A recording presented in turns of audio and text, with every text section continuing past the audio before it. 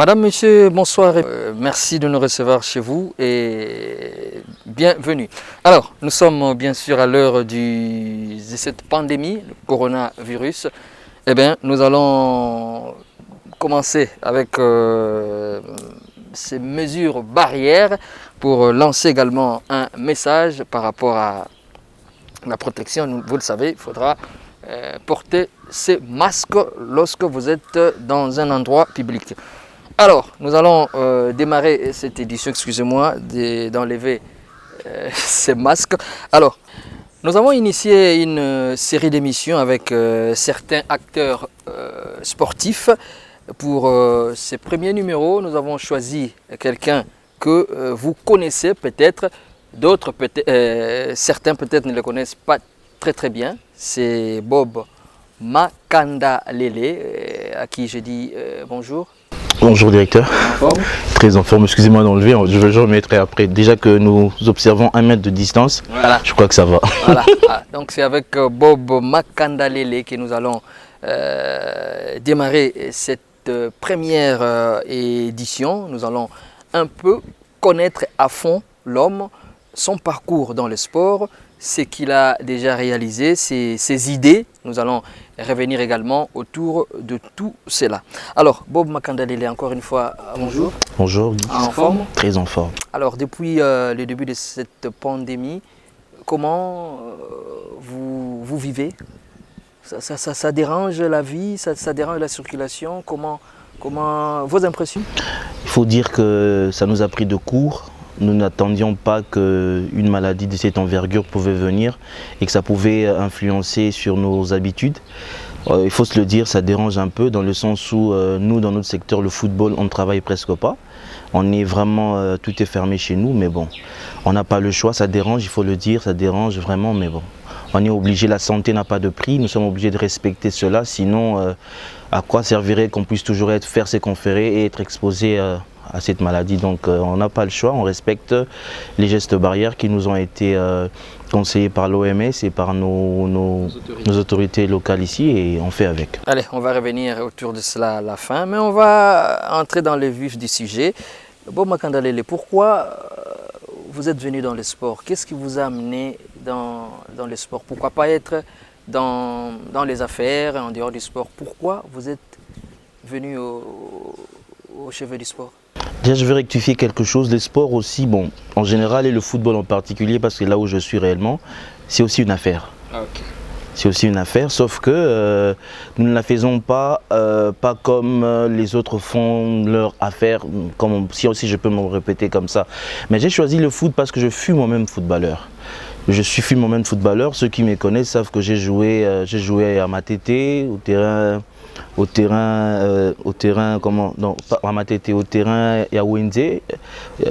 à Wenze, j'ai joué là-bas avant qu'on puisse aussi en faire un stade municipal. J'ai joué à Massina, à l'entente provinciale, à l'entente de Tchangou, quand on a séparé cette entente, Tokomaki Plateau. Donc j'ai joué là-bas, gardien de but connu de tous. Mon petit nom d'ailleurs c'était Lama pour les proches. Donc j'ai joué, les gens me connaissent, il y a des images, il y a des licences, il y a tout ça. Et après, en jouant, j'ai été buté à beaucoup de difficultés. Premièrement, en termes de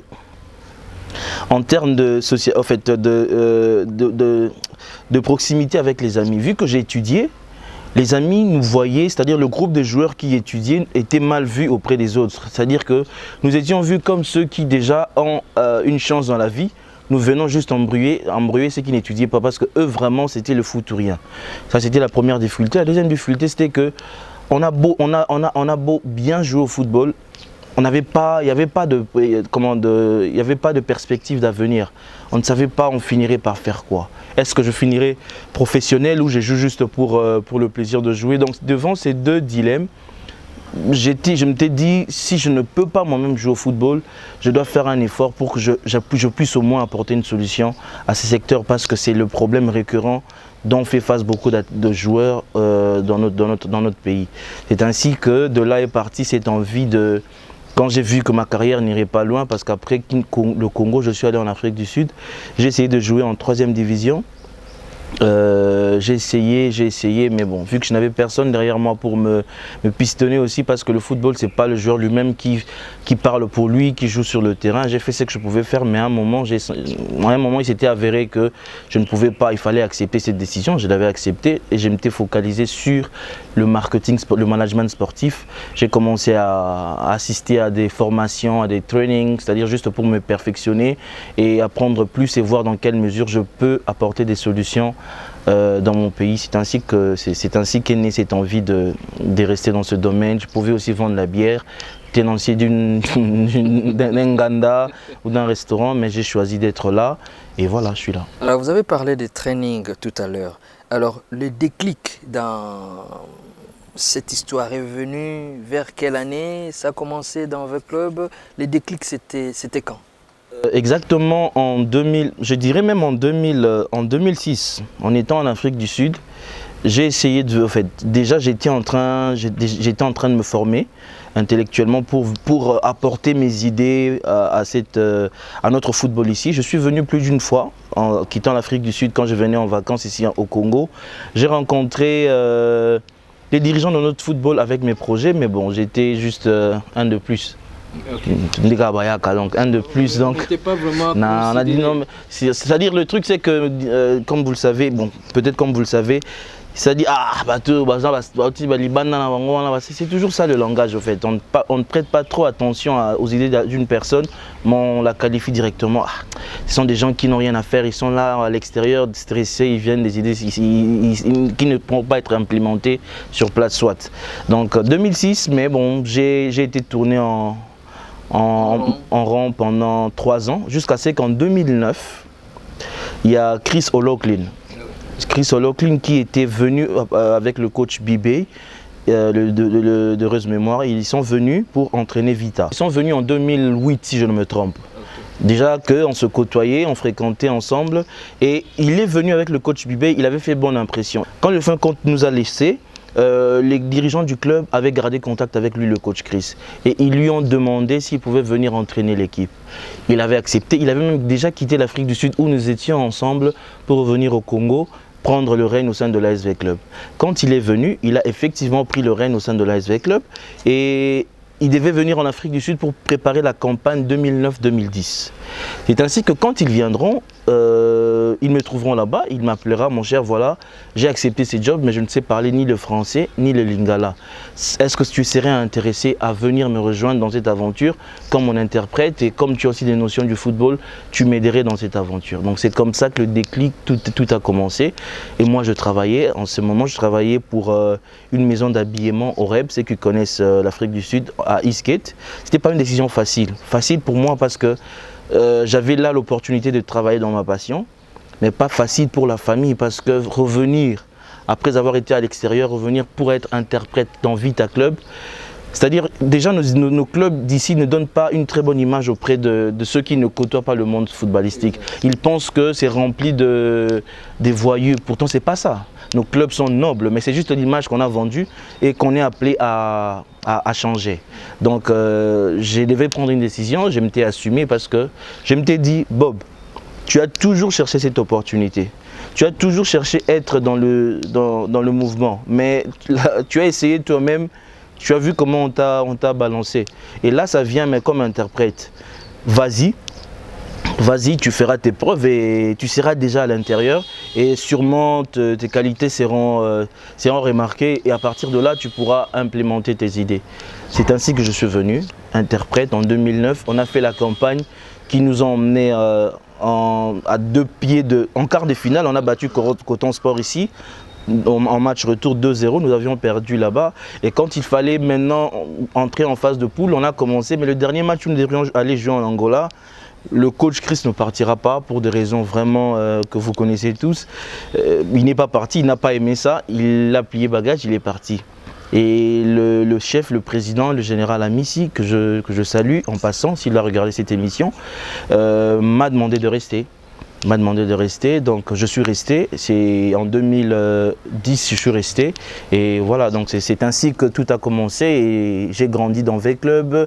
V-Club m'a ouvert beaucoup de portes. Je suis devenu ce que je suis devenu parce que V-Club, notamment le président, le général, m'avait ouvert ses mains pour que je puisse évoluer. Est-ce que c'était facile d'abandonner comme ça l'Afrique du Sud et venir devenir d'abord comme interprète? C'était vraiment facile de prendre cette décision? Bon, pas facile, directeur, il faut qu'on se le dise.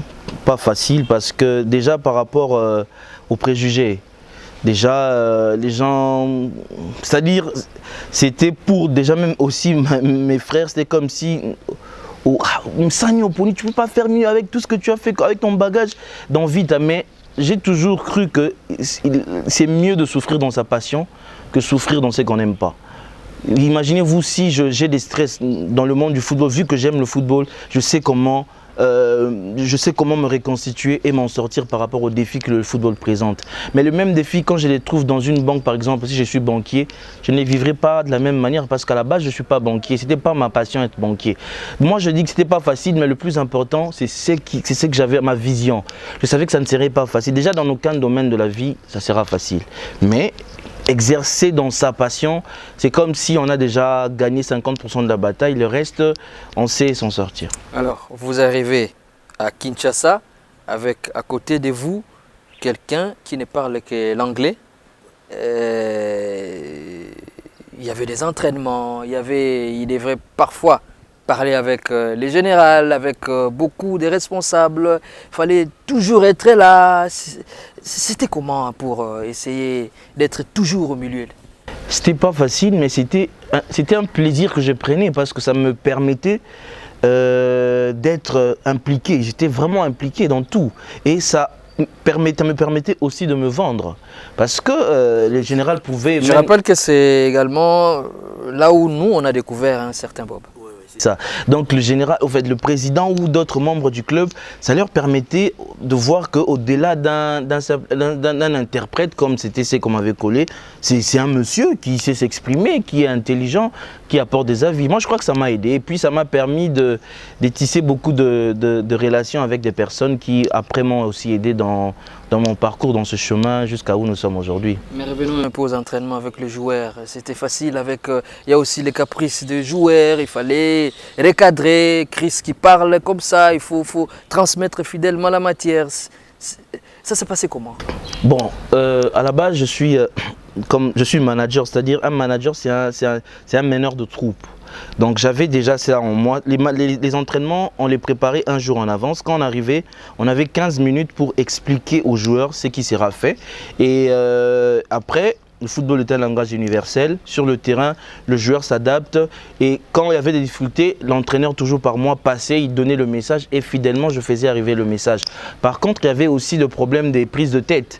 Et quand un joueur il est fâché contre quelque chose, j'étais là comme je devais faire le sage, ne pas donner des messages bruts, c'est-à-dire le joueur est fâché, coach a qui ça, donc le coach va voir le geste, il va me demander qu'est-ce qu'il a dit. Moi je lui aurais peut-être dit non, mais pourquoi on ne peut pas changer, c'est-à-dire je trouvais toujours des astuces pour ne pas léser un côté au détriment de l'autre. C'était pas facile, parfois même avec le chef, quand on était en réunion, il dit mais Mundele non pas qui ça, maintenant le coach me regardera pour savoir qu'est-ce que le chef a dit. Sinon le chef a dit continue comme ça, il apprécie ton travail, tu vois. Donc c'était pas facile, mais j'étais obligé de gérer et ça demande l'intelligence, donc j'ai géré ces sensibilités là et puis lui, deux fois il y avait des prises de tête. Je me rappelle une fois on est allé en réunion avec le défunt père à son âme, le défunt Papa Kazadi. Papa Kazadi était en train de crier sur lui et il a compris que Papa Kazadi criait sur lui et il s'est fâché, il a parlé, il a dit des choses en anglais et moi je devais trouver quelque chose à dire. Non mais papa, il a dit mais il y a une façon de lui parler, vous l'avez toujours appelé ou quoi que ce soit pour parler, comment on pouvait donc. Or c'était pas ce qu'il avait dit, mais parfois il comprenait, mais bon, ma réaction aurait été, la réaction que j'attendais de l'autre partie a été différente de ce qu'il m'a dit. Qu'est-ce que tu as dit? J'ai dit la paix est la chose la plus importante. J'ai juste trouvé des mots pour calmer tout un chacun. Donc c'est difficile, mais on a su gérer parce qu'à la base, on est manager. Et les jours où Chris est parti, c'était le coup d'épée. Hein. Ouais, le jour où Chris est parti, c'était le coup d'épée. Mais comme j'ai dit, j'étais interprète aux yeux de tout le monde. C'est que les gens voyaient à la télé, c'était l'interprète. Mais hors caméra, c'était... j'organisais le voyage de Vita. Okay. J'organisais le voyage de Vita, c'est-à-dire je ne faisais pas... je n'allais pas localement à Kinshasa, je ne faisais rien. Mais quand on arrivait à l'aéroport de Njili, jusqu'à aller à l'extérieur, partout où on allait, c'était Bob ou rien. Ce n'est pas pour me vanter, je suis pas là, ça fait longtemps, l'équipe voyage, ils voyagent très bien, mais j'étais en charge de la logistique de Vita à partir de l'aéroport, gérer les joueurs, la nutrition, la nutrition de joueurs, comment ça va se passer, toute la logistique, l'hébergement, tout, et même les contacts, parce que au-delà, je suis quand même polyglotte, je parle français, anglais, espagnol, donc ça nous permettait partout où on passait, je n'avais pas de limite moi, parce qu'à arriver, je pouvais communiquer, c'est que beaucoup n'avaient pas. Donc c'est un peu les avantages qui ont fait que quand même le coach est parti, c'est vrai que j'étais un peu, je me disais qu'est-ce qui va arriver parce que rien n'est acquis, hein. Rien n'était acquis, mais j'étais très flatté quand le chef, à travers le président de la section foot, le colonel Tshisekedi, que nous saluons, s'il va regarder l'émission aussi, m'ont proposé de rester, de travailler comme manager du club. Donc j'ai pris les responsabilités, je m'occupais de la paie des joueurs, de l'organisation journalière de l'équipe. Tout passait par moi, donc tout passait par moi. Alors il y a eu également 2 fois le Brésil, à moins que je me trompe, avec The Club toujours. Une petite histoire, beaucoup de souvenirs. En 2012 je crois, j'ai eu la chance de faire le deuxième Brésil, avec Vita, mais ce n'était pas un Brésil aussi hallucinant comme le Brésil de Célio, on l'aurait bien voulu. Parce que nous sommes partis là-bas très enthousiasmés, avec à l'idée que le Brésil apportait chance à Vita. Mais il y a eu trop d'histoires autour de ce voyage. Mais bon, c'est le football, je ne suis pas là pour accuser. Revenir sur où remuer le couteau dans la plaie, non. J'ai fait 45 jours au Brésil, c'était difficile, on a appris,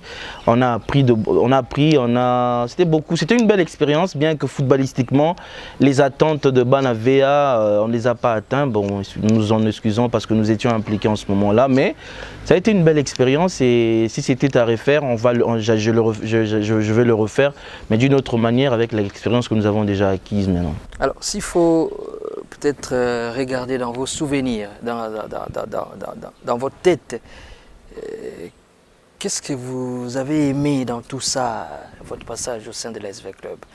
Qu'est-ce que vous avez retenu de grands, de bons souvenirs? Aujourd'hui, lorsque vous regardez, vous vous dites « Ah, ça, c'était vraiment un bon passage au sein de l'ASV Club ». Il y a 2 choses que j'ai pu retenir dans V Club. La première, c'est que je suis sorti de V-Club, mais les gens m'ont gardé dans leur tête. Quand les gens étaient habitués à me voir et savoir que ces jeunes apportent des bonnes idées. Jusqu'à aujourd'hui, j'allais dire, quand les V-Clubiens me voient, ils sont, en tout cas sur 100%, 70% me regardent d'un bon oeil. Parce qu'ils sont restés avec une idée de ce que j'avais commencé dans V-Club. Ça, c'est d'une part. De l'autre part, c'est que je retiens de positif de moi dans V-Club, c'est la force mentale. Je suis sorti de V-Club homme. V-Club, c'est un pays dans un pays. Et il y a trop de politique. C'est vraiment un milieu, si vous n'êtes pas aguerri, vous pouvez y laisser votre peau. Permettez-moi de le dire comme ça, directeur. Okay. Trop de politique, trop de stratégie. C'est-à-dire, c'est compliqué. Les gens, V-Club, c'est pas ce que vous voyez sur le terrain quand le joueur joue. Non, au-delà de ça, il y a ces réalités dans V-Club qui m'ont forgé, qui ont fait de moi un homme. Donc ça c'est les acquis de V-Club. Si aujourd'hui je ne panique pas devant des situations, si aujourd'hui je peux tomber, même relever pour continuer le chemin, c'est parce que V-Club m'a formé mentalement. Ça c'est un des grands acquis. Je n'aimerais pas revenir sur beaucoup de mauvais souvenirs, mais il y en a quand même peut-être 1 ou 2. Mauvais souvenirs. Juste quand V-Club me prenait, dans ma voiture, comme en Afrique du Sud, et j'étais le chargé. En fait, on m'a dit non, comme toi tu connais le pays, tu maîtrises la langue, voilà, tu vas nous aider avec des courses avec ta voiture. Il m'a été remis une liasse de 10 000 $. 10 000 $ pour faire les courses. J'ai pris cette liasse, comme me le remettait, j'ai mis ça dans ma chaussette gauche, dans ma voiture. Et je peux même vous dire avec qui j'étais dans ma voiture. Nous sommes partis ensemble pour aller acheter. On n'a pas besoin de connaître son nom. On est parti acheter de l'eau. Je suis juste descendu pour voir où je pouvais faire l'échange, revenir. Et à l'heure de faire la course, quand j'ai regardé dans ma chaussette, je n'avais plus l'argent. Je n'avais plus l'argent. Et vous imaginez, on vient à peine de vous engager. Vous perdez 10 000 $. Je ne connaissais pas encore le général Amissi. Il a entendu parler de moi et il a permis que je puisse me joindre à l'équipe. Maintenant, le grand test était, dois-je rentrer, c'est-à-dire rentrer au pays. Donc, j'avais le choix. Donc, comme tout le monde déjà, dans ce milieu malsain, tout le monde commençait déjà à me traiter de mots. Ah, Ibimbongo, Ibimbongo. Et avec ma femme, en ce temps fiancée, aujourd'hui ma femme, je me suis dit, chérie, ça c'est un test grande nature. Je pars à Kinshasa. Donc c'est comme ça que j'ai commencé avec cette gaffe-là. Tout le monde me dit, j'ai dit, pour ma conscience, je partirai à Kinshasa. Il ne m'a jamais vu, il a entendu, je ne veux pas que les gens puissent exploiter ça autrement. Et ça veut même créer une fissure entre les joueurs parce que la majorité des joueurs, le peu de temps que j'avais passé avec eux, commençaient à m'apprécier. Et il y avait une autre qui disait non, c'est un voleur, il a Ibika Mbongo. Dans cette ambiance-là, je suis venu. Les gens ne croyaient pas que je rentrerais. Quand on s'est dit que non, le voyage c'était demain, ils m'ont vu me pointer à l'aéroport de Johannesburg avec mon sac et ils étaient tickets. J'ai pris mon vol et nous sommes rentrés ensemble. Et le général était venu, il ne m'a pas parlé, j'avais compris sûrement qu'il était fâché. Mais j'étais indispensable parce qu'il fallait que j'interprète. Et c'est après que, ça c'est les très mauvais souvenirs, ça c'est les premiers. Et le deuxième mauvais souvenir c'est... Bon, le linge, ça c'est lave en famille. Je préfère pas direct. C'est ça. On va évoluer. Après le passage avec Club, il y a eu également d'autres histoires que peut-être nos amis téléspectateurs ne connaissent pas. En bref. Non, après le passage avec Club, non, et je suis allé en Espagne. Je suis allé à Madrid où j'ai résidé jusqu'en 2018 où je suis rentré. Je suis plus à cheval maintenant entre mon pays et là-bas, mais bon, je suis allé pour parfaire mes connaissances et mon carnet d'adresse aussi parce que je sais que c'est très important dans ce monde de football. On peut avoir la matière, mais si on ne connaît pas les personnes qu'il faut, c'est une peine perdue. Alors revenons un peu sur vos projets. Vous avez initié beaucoup de projets dans le sport congolais, c'est d'ailleurs par là que nous allons chuter. Totombola Ndembo, Carte Kanda, en bref, c'est quoi exactement? Peut-être il y a des gens qui nous suivent seulement aujourd'hui. C'est quoi exactement? Bob est un entrepreneur sportif. Bob veut voir, c'est-à-dire quand vous êtes à l'étranger, quand nous allons à l'étranger, ce n'est pas pour juste regarder les beaux immeubles que nous montrent nos frères de l'étranger. Nous y allons pour apprendre. C'est-à-dire quand je suis parti, en passant, j'ai une fondation, une ONG enregistrée à Kinshasa et aussi en Espagne. Cette ONG en Espagne encadre les immigrés noirs. La Liga, la fondation de la Liga, la fameuse Liga que nous regardons tous, je suis affilié à la Liga et je reçois des dons qui me permettent aussi à donner à ces jeunes noirs de Madrid. C'est-à-dire quand on côtoie ces milieux, quand on assiste à de telles conférences, à des sommets sur le football, on ne peut pas rentrer dans son pays et rester même bredouille. La personne qui le ferait, c'est que cette personne n'a pas compris vraiment son appel. Parce que moi, directeur, à part le foot, c'est vrai que je suis intelligent, je peux évoluer dans d'autres domaines, mais ça c'est mon domaine. Je veux voir, pour ne pas avoir été un joueur professionnel, c'est une charge qui m'est restée de me battre. Comme je l'ai expliqué à la jeunesse de l'émission, c'était me battre pour que les autres puissent avoir ce que moi je n'ai pas eu. C'est de là que je tirerai ma satisfaction. Ne pas arriver à cette fin, c'est comme un échec pour moi. C'est ainsi que les projets, nous initions et nous en initierons beaucoup parce que nous sommes appelés à voir les choses changer. Kanda, c'est une carte que nous avons proposée. Nous avons proposé au président, à la fédération à travers le président Constant Marie. Nous lui avons fait comprendre que président, depuis que nous sommes nés jusqu'à cet âge, nos matchs ne sont que déficitaires. Mais personne n'a pensé à changer ça. On se plaint toujours. Match en bétamité déficitaire ou bien stade plein. Mais quand on va compter l'argent, cet argent ne correspond pas avec la masse que nous avons eue dans le stade. Est-ce qu'il n'y a pas moyen de changer ça? Voilà la solution que nous apportons, une carte numérique d'entrée au stade. Il a aimé l'idée. Il a apporté des corrections, il a donné ses indications. Nous avons, vous avez vu vous tous, c'était un certain 13 novembre de l'année 2019. au siège de la FECOFA, pour donner encore la crédibilité au projet. Le projet a été lancé. Mais il faut se le dire, le président Omar a lancé le projet, mais ce n'est pas lui qui va venir aussi implémenter le projet. Donc maintenant, dans la faisabilité, il y a eu beaucoup de retards de gauche à droite. Non pas parce que nous déjà en lançant à la FECOFA, donc nous avions déjà nos cartes rendues Kinshasa. Mais il y a eu beaucoup d'histoires à gauche à droite jusqu'à ce que le championnat a même été suspendu. La carte n'a pas encore été vendue, bien qu'elle ait été lancée au mois de novembre 2019. Nous espérons, vu que le contrat que nous avons signé avec la Fédé court jusque pour les autres saisons, que nous allons finalement faire évoluer cette carte, parce que les gens demandent mais c'est à quel niveau que c'est bloqué. C'est compliqué, vous êtes Congolais, vous comprenez, mais on va se battre avec l'aide du président parce qu'il avait déjà donné son quitus. Nous allons lancer la carte. Il faut aussi se dire que le président Bosco Moué de la commission de gestion de l'Alina Foot s'est bat et le président Dayoni pour que cette carte réellement puisse être effective. Ça c'est le premier projet.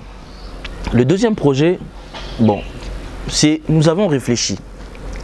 Directeur Geeks, je n'ai pas honte de dire, je suis à la porte de la quarantaine. Depuis que je suis né jusqu'aujourd'hui, depuis que je suis intéressé au football, notre football vit du mécénat. Okay. Le mécénat, c'est-à-dire quelqu'un qui a ses moyens, qui dit que voilà, je vais investir pour la promotion de la jeunesse. Nous savons tous que la majorité des mécènes qui ont marqué notre temps jusqu'à ces jours, ce sont des gens qui soit étaient dans le commerce ou soit dans la politique. C'est-à-dire dans le commerce, on est intelligent, on sait tous que le commerce, ça peut aussi chuter. La politique, vous voyez vous-même, quand on fait la lecture politique actuelle, il y a beaucoup de réalités qu'on ne pouvait pas imaginer 20 ans passés.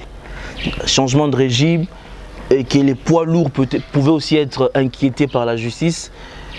C'est-à-dire, ça fait réfléchir. Nous déjà, avant même que ce corona ne commence, que le confinement ne commence, le 5 mars 2020 au Grand Hôtel, nous avons fait appel à la presse pour qu'on réfléchisse ensemble, pour leur dire voilà, les dangers nous guettent. N'attendons pas que le feu commence à brûler pour comprendre, parce qu'aujourd'hui, dans le football moderne, il y a ces voies établies qui servent de ressources au football. C'est-à-dire, le football vit du sponsoring. Le football vit des entrées au stade. Le football vit des droits télé. Ne fût-ce que de ces trois majeurs, de ces trois points majeurs qui font vivre le football, on n'est nulle part. Le football congolais n'est nulle part. Si le football congolais continue à vivre, c'est parce que sur le plan tactique, on fait les mêmes entraînements, peut-être pas adaptés à ceux de l'Europe, mais on sait quand même qu'un entraînement se fait sur un terrain, il y a des efforts physiques qui se font, après on ira jouer un match. Mais au-delà de ça, le football a évolué. On ne peut pas espérer aujourd'hui, à l'allure où le football va, nous, on continue toujours avec nos habitudes d'antan. Ce qui fait que nous n'arriverons nulle part, nous ne ferons que la figuration. Parce qu'aujourd'hui, je veux jouer contre Giggs. Je prends le temps d'étudier Giggs. Je sais que Giggs joue, quand il a le ballon, son réflexe a toujours été de faire un centre vers la gauche. C'est-à-dire, j'ai déjà compris 50% du jeu de Giggs. Giggs vient jouer avec moi juste parce que c'est un bon joueur. Il ne compte que sur son talent, il ne sait pas comment je joue. Vous ne voyez pas que ça sera difficile, le temps qu'ils comprennent, parce que ces temps-là, c'est dans les 90 minutes où se joue le match. Le temps que lui ou son entraîneur comprenne ma façon de jouer, moi, j'aurais déjà gagné du temps parce que j'avais au préalable déjà étudié Giggs et je sais que c'est comme ça que le football est une science de nos jours. Mais ici, c'est toujours géré comme, voilà, Toko beta, bon, tous amis bali, bango pe bazami bali, bon beta. Donc, c'est-à-dire, on ne compte que sur la volonté, mais à un moment, la volonté cède face à la science, parce que les choses sont préparées, c'est pas du hasard. C'est ainsi que nous avons proposé, nous avons dit nos présidents, nous sommes fiers d'eux. Ils ont assez fait, mais il est temps que nous puissions mettre la main sur la pâte, parce que le football, c'est l'opium du peuple. Peut-être ici en RDC, bon, peut-être qu'on comprend, peut-être qu'on néglige, mais le football, c'est le seul sport qui a prouvé jusqu'aujourd'hui que un chauffeur peut s'embrasser avec son patron juste parce qu'il y a l'équipe qui a marqué. Donc, c'est-à-dire c'est un autre sport, je ne sais pas quel autre sport l'a déjà fait. Pourquoi on ne ferait pas bloc pour, à travers des contributions, aider le football à décoller? C'est ainsi que nous avons proposé un financement participatif. Au-delà d'avoir les moyens qui permet aux clubs européens d'évoluer, nous, qu'est-ce que nous avons? Nous avons fait une étude, nous avons vu que nous avons la population. estimé à plus de 80 millions ici en RDC et plus de 15 millions à l'étranger. Si cette population-là pouvait être mise comment je peux dire, bon, si elle pouvait être impliquée dans le fait que le concept c'est quoi? Faire comprendre aux Congolais de partout, voilà, notre football est en train de se mourir, mais si vous, moi, pouvons, à travers une contribution d'$1, 10 $, 100 $, pouvons arriver à contribuer pour que les saisons qui viennent à partir de la saison prochaine, qu'on puisse atteindre 15 millions. Parce que nous ne demandons pas cette contribution dans l'air. Nous avons un chiffre. Il y a une étude qui a été faite. Cet argent, il y a même une clé de répartition qui a été proposée. Malheureusement, ce coronavirus est venu, ça a tout chamboulé. Mais c'est un concept où nous allons marteler parce que maintenant, ça s'avère plus important que jamais que nous devons faire quelque chose. Sinon, notre football va aller nulle part. Supposons que les présidents de ces clubs qui nous dirigent aujourd'hui doivent être entendus en justice, doivent être peut-être gardés là-bas pour raison d'enquête. Que deviennent les jeunes joueurs qui sont là? La plupart sont des parents. Je me demande même à cette heure du coronavirus si ces joueurs-là sont rémunérés. Est-ce qu'ils ont des contrats? Ils sont rémunérés. Voilà pourquoi nous voulons aider ces présidents. Nous ne disons pas qu'ils sont incapables. Ils l'ont fait pendant tous ces temps. Mais à un moment, il faut que quelque chose soit fait. Il faut qu'il y ait un coup de pouce. À défaut de voir l'État nous assister, parce que l'État pourrait bien le faire, mais aujourd'hui, nous avons remarqué que même l'État a créé un fonds de solidarité nationale. C'est-à-dire que même l'État recourt aussi à la bonne volonté de la population et aux sociétés. Donc ce n'est pas de la honte, ce sont des pratiques qui se font. Donc on a vu même à travers le monde, mais nous c'est le 5 mars que nous avons lancé ça. Il n'y avait aucun fonds de solidarité nationale, il n'y avait rien, c'est-à-dire qu'il y avait une vision déjà. Nous sommes contents de voir que voilà, donc tout le monde commence à demander un financement à gauche à droite, question que nous avons évoquée le 5 mars et nous espérons, ça nous donne même de la force, après ce coronavirus, nous allons nous y mettre à fond avec l'aide des médias comme le vôtre pour que notre message puisse atteindre les Congolais partout dans le monde entier. Nous allons terminer par là. Nous sommes au mois d'avril, alors on est, bon, nous ne sommes pas dans le secret des dieux, mais visiblement, on est peut-être encore loin, je dis bien peut-être, du bout du tunnel, mais nous espérons voir le bout du tunnel le plus tôt possible. Les championnats, comment vous voyez un peu la situation? Est-ce qu'on peut reprendre demain à jouer au football ici au Congo? C'est vrai que j'ai des intérêts aussi dans ce championnat parce que j'ai parlé d'une carte CAN là ici. Ouais. Mais je dois rester objectif parce que la santé des gens n'a pas de prix. Donc au-delà des intérêts que personnellement j'ai aussi à travers la reprise de ce championnat, il faut être réaliste. Qui font qu'aujourd'hui, ils sont obligés de répondre même s'il faut que ça se joue à stade à huis clos. Bon, maintenant, s'il faut adapter la situation chez nous, bon, je sais qu'il y a des textes qui existent en la matière. Est-ce que ce n'est pas possible seulement de se référer au texte? Est-ce que c'est vraiment impératif que nous puissions reprendre, aller au stade pour cette année? Ou bien devrions-nous nous focaliser sur comment bien organiser la saison prochaine? Bon, c'est ces questions-là, bon, je suis mal placé pour répondre. Je fais confiance à notre fédération.